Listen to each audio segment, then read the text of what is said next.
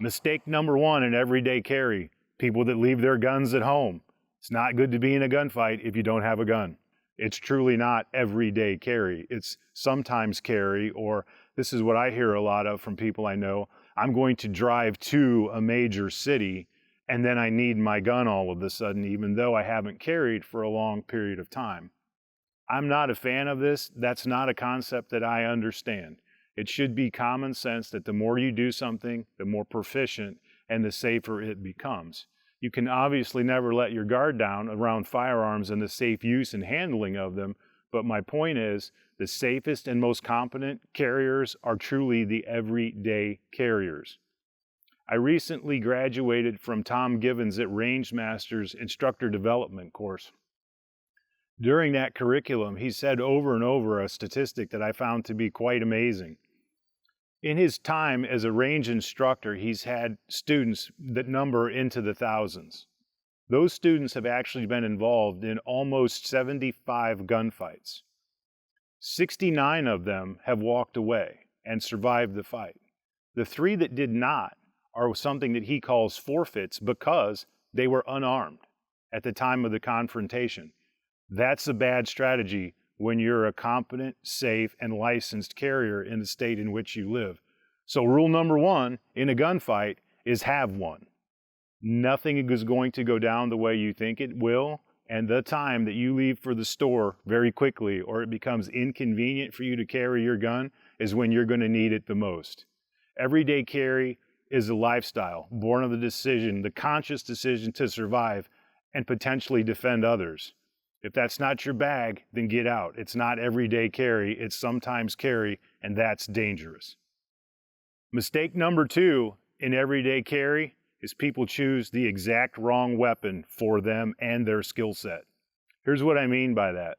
Compact, subcompact, and micro guns dominate the handgun sales market, largely due to the fact that that's how they're marketed, and people labor under the false delusion that small guns are easier to operate and, importantly, somehow they recoil less because they're small. I've mentioned this on the channel before and I have no idea how that got started, but it is truly a prevalent belief in the handgun business. What's important for us to understand is most people are hyper concerned that somebody will become aware that they're actually concealing a handgun. It's called printing, when people can kind of look at you and generally infer you might have a gun. For whatever reason, they're terrified that that's going to be the case. So what they do is they choose a handgun based solely on its concealment. That's a mistake. It's a huge mistake because you should buy a handgun that you can not only conceal, but shoot well. So what size of gun should you shoot? Well, if you're new, you're probably going to need a bigger gun than you're comfortable with carrying. I'm going to tell you right off, if you get the right holster and you wear the right apparel, you'll get comfortable quick with it. And in my opinion, something in the size of a Glock 19, or for instance, I'm going to get my gun out here. I'm going to make sure that the gun is clear. This is a BRG 9 Elite. This guy comes with a 4 1/4 inch barrel, and I find it thin, very, very easy to conceal. The Glock 19 is roughly the same footprint. This is the absolute fabulous thing, this size, this footprint, because it gives you a large magazine capacity, the gun is concealable, it's controllable, and it's extremely accurate. When we get small, the list of problems goes up incrementally. It's amazing how much more difficult it is to shoot a small gun and pull the gun from your retention system and get it on target quickly. Buy a bigger gun than you think, and you will learn to conceal it with the proper holster and the proper apparel. Mistake number 3, improper holster selection. I firmly believe that past the point of deciding to carry a gun every day, one of the main reasons why people don't do that is because whatever holster they select is uncomfortable, it's ungainly, and they just quit carrying because of the lack of comfort and inconvenience. The good news is that's a pretty easy piece of the puzzle to solve. All you have to do is do some research, perhaps go to a gun store, ask a firearms instructor, or I'll bet you A lot of you know people that carry every day and probably the same type or the same gun that you're interested in carrying, and they can tell you what the hacks are to being able to carry the gun comfortably. First, let's talk a little bit about the 4 things that you need in a concealed holster. 1 is, obviously, it has to be comfortable. 2, it has to be concealable. Number 3, it has to securely fit the gun. More on that in a second. And 4, it has to be fast. If it's not those 4 things, you're behind already once the encounter starts, or you're not going to wear it because it's uncomfortable. First, a word on comfort. Before you purchase a holster, if you do that online, try to read the reviews and the testimonials that go with the holster you're attempting to buy. People are quite honest on social media about what they like and don't like about the product, and some of them get very detailed, so pay attention to that. The next thing we have to talk about is the concealment of the holster.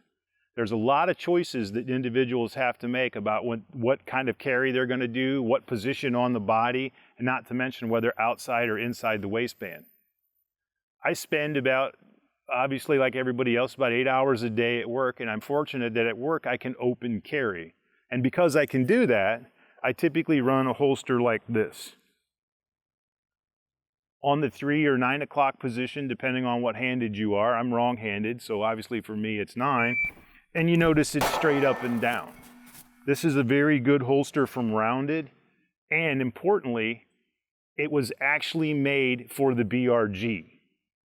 That's important, because I know a lot of people that have a holster that they try to fit 2 or 3 different types of guns into. That is unsafe and completely unacceptable. The holster merely accepts the gun. It doesn't necessarily hold it secure if you're being chased or running, and it's quite possible at times with the right jinky movement on reholster, you can actually set the gun off. Buy a holster that specifically fits your gun, please. Just because it goes click doesn't mean one day it won't go click bang. Buy a holster that fits your gun. Now, some other options that people have, and this is very popular anymore, is this inside the waistband rig. This is obviously going to be, for most people, more concealable. Your clip stays on the outside. We still need to wear a belt with this guy, but now the gun is between your body and your pants. Very popular, Kydex or leather. I am not a fan of the nylons and things that don't have stiff trigger packs, because once again, you have a high probability at some point of having a negligent discharge. Appendix carry has become quite popular. They make them for all sorts of appendix carry guns, and that is truly a very fast way to present the gun onto the target. I'm not a fan of it for one reason in particular, and that is this. It demands that you have to wear your shirt untucked all the time. If you go to some sort of formal event, that's going to preclude that, and I don't want to spend a lot of time learning 2 draws. I prefer to keep the draw the same way all the time, get fast and proficient with it. Now, if you don't ever go to formals, maybe that's really not such a concern, but bear in mind, it is important that you know you may not be able to carry appendix all of the time. One of the most important aspects of your holster, regardless of material type and where you're going to carry it on your body, is this. I purchased this holster. It's a Zohan, and it's a very quality, well-made leather holster. I really like a lot of the features of the gun, but I ordered it on the internet, didn't clearly look at the picture, and this is my little car gun. Now you'll notice this little guy here doesn't have much of a handle. Issue being that when the pistol is holstered into the Zohan sleeve, leather holster, there's absolutely no possible way that the user can get a full, firm firing grip on the gun because the holster prevents that from happening.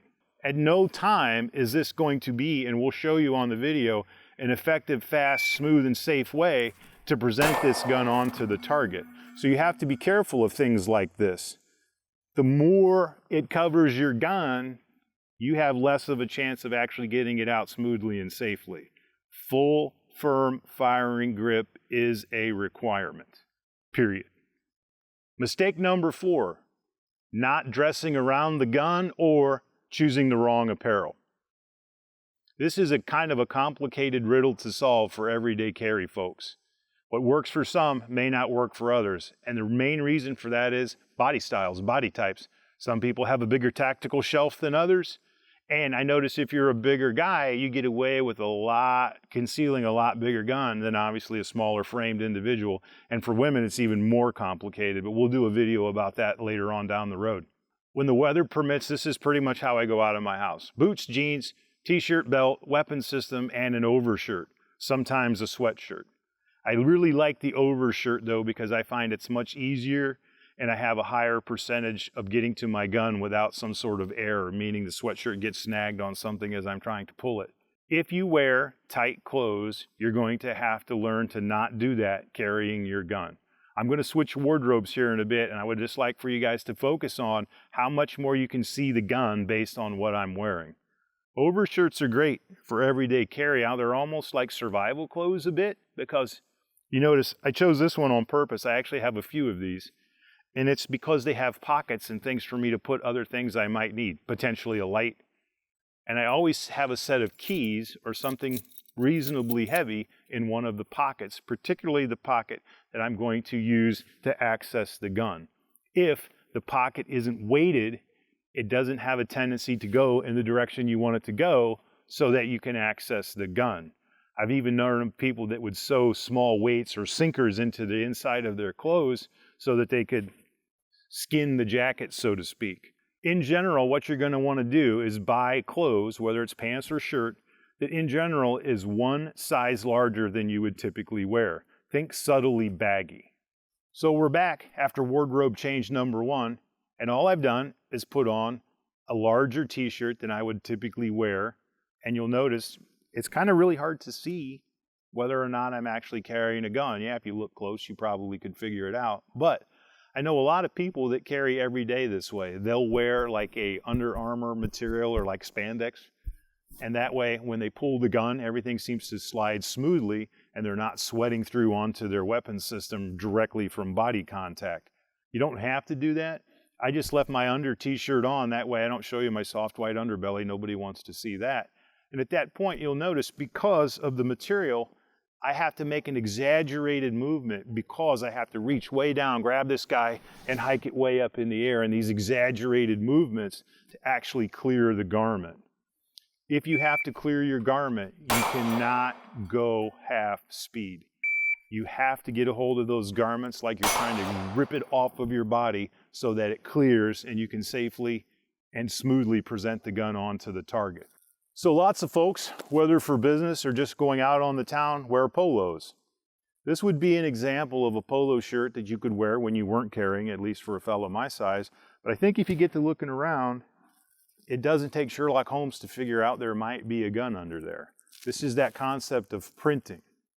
I've heard people on the internet say that printing isn't really a bad thing. It might be its own kind of deterrent. I'm not a fan of that because it might be an attraction too. So I'm better off, I think, as an individual, and I would encourage other people to conceal the handgun. So now we have a polo that's a lot larger than the other one that I just took off, and you can see everything seems to slim right down. Everything's got a nice conformity to it, and you're printing a whole lot less. And if you're curious at all, and you're truly wearing a concealed handgun when you shop for clothes, stick it in the dressing room and see what it looks like. If it looks like, holy crap, he's got a grenade launcher in his pocket, probably not a good choice. Mistake number 5, not carrying around in the chamber. To me, this is huge. I cannot tell you how many people have personally told me that they carry their gun a lot, but they never carry around in the chamber, prompting me to ask them, why do they have a gun? What they'll usually tell me is how uncomfortable they are carrying a loaded gun. Wow. I don't normally make statements like this on the channel, and I try to remain as neutral as possible, but hear me clear. If you are not comfortable carrying a loaded gun in public, leave your gun at home. You simply do not have the time to present your gun out of the holster, finish loading it without messing that up, get it on the target, and then do what you need to do. As you already have probably noticed, those two things compete with one another. How in the world are you going to get comfortable in the middle of a gunfight if you can't carry the gun without fearfully trying to set it off? You don't have that kind of time.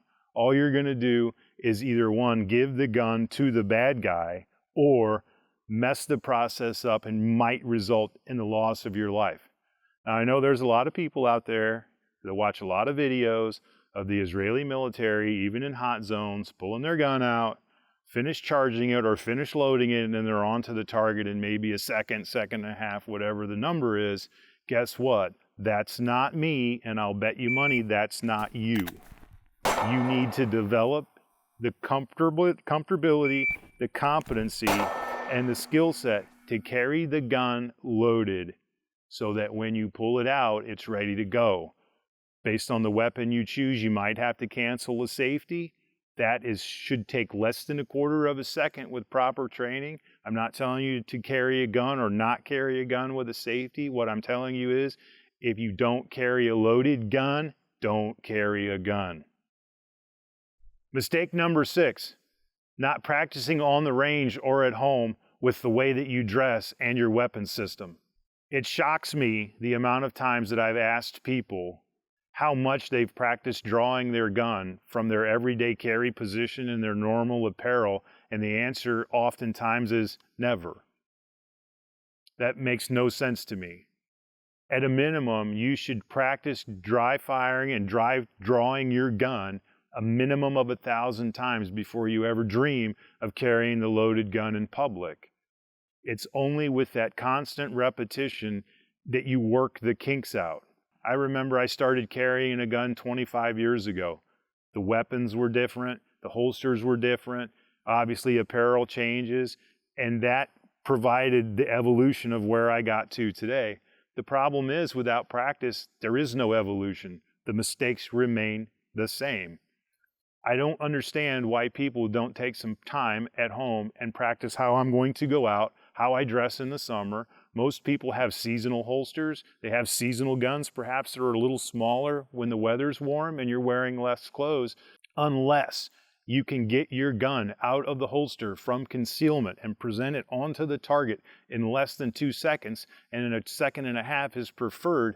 You have to do something different. You don't have that kind of time. Your average engagement zone, according to the FBI, is between 5 and 7 yards. That means if somebody's charging you with a knife or they already have their gun out, time is your enemy. Without practice, it will be doubly so. Practice what you normally dress in. Practice how you're going to carry the gun. Perhaps you're going to find that the 3 or 9 o'clock position isn't for you and you need to go to the appendix. The FBI can't means it leans slightly forward. Some people are much faster, have a much firmer firing grip in that position. That's not me. I'm a straight up and down guy. But you have to learn what type of guy you are, and without practice, you never will. Mistake number 7, not knowing what your legal responsibilities are when you carry your gun. Many of the times that I have been told by people, if somebody steals my car, I'm going to shoot them, prompting me to say, you are aware that you're not allowed to shoot anybody over personal property. And they say, I'm not. No, in fact, you're not. And what I'm trying to illustrate is carrying your gun is an awesome responsibility. Gun ownership is an awesome responsibility, but even more so in public. You owe the public the debt of at least understanding what the use of lethal force is, what its ramifications are, and when you're allowed to do it. Gun laws change from state to state and jurisdiction to jurisdiction. You must know what those laws are, even in states where carry is permitted, but you don't have to have a permit issued to you by the state. Unless you know those laws, you're on the path to getting into trouble. It's completely avoidable and a necessary part of the puzzle that you become a competent and law-abiding gun carrier, whether you are permitted by the state officially or it's an open carry state. Please know the laws and keep this in mind. That gun is only permitted to come out of the holster in defense of life. Think idle. Only in defense of life should that gun ever be seen by somebody else in public. You never use it to threaten somebody. Once the gun is out, quickly thereafter, you're going to make the decision to shoot. Leave it in the holster unless it's in defense of life. The list of mistakes made by everyday carry people certainly are not completely covered by the video we just did. They're numerous, and too numerous to go over in one video setting. These are just the 7 big ones as I see it. And the good news is most of it's very avoidable if you pay attention to what's going on. And I think a lot of this is cured by one thing: truly committing to everyday carry of your firearm. Irons out a lot of these, because along the way, you'll know what works and what doesn't. And just by holstering the gun up and getting ready to go, it's its own form of training. Please don't be one of these people that haven't had contact with your gun for 6 months and decide, because of a certain instance, I'm going to now put my gun on and hope for the best. You can't hope for the best in a gunfight. You must be at your best. And what makes you at your best is diligence, training, and repetition.